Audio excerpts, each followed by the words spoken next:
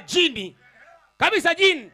Kuna watu wameoa watu wa kushangaza, hachelewi kupiga mateke watu, unashangaa matusi anapromosha, kumbe jini anaweza kugeuka kuwa mtu. Lakini pia unaona kwenye Biblia Waebrania sura ya 13 mstari wa pili inasema hivi, pokeeni wageni. Kwa kufanya hivyo kuna watu walipokea malaika bila kujua. Kwa hiyo unaona kuna mashetani linageuka inakuwa mtu. Ndio maana unaona siku hizi tunahangaika na ushoga. Eti kwamba eti mwanaume na mwanaume eti wanaoana. Ni aibu hata kusema. Eti mwanamke na mwanamke eti wanaoana. Niwaulize wanaume walio hapa. Wewe mwanaume mzima unalita janaume lenzako baby. Ona mambo ya kipumbavu hayo. Pumbavu kabisa. Yaani mambo ya kijinga kabisa.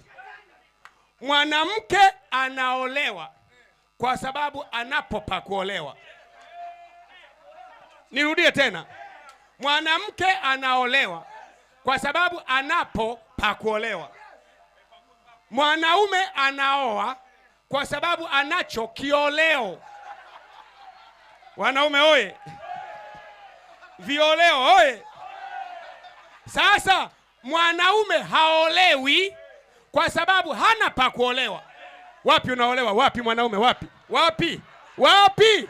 Mimi nakuuliza wapi? Eti wewe shehe wangu unaolewa wewe? Wapi pa kuolewa? Hamna. Mwanamke hawezi kuoa kwa sababu kioleo hana.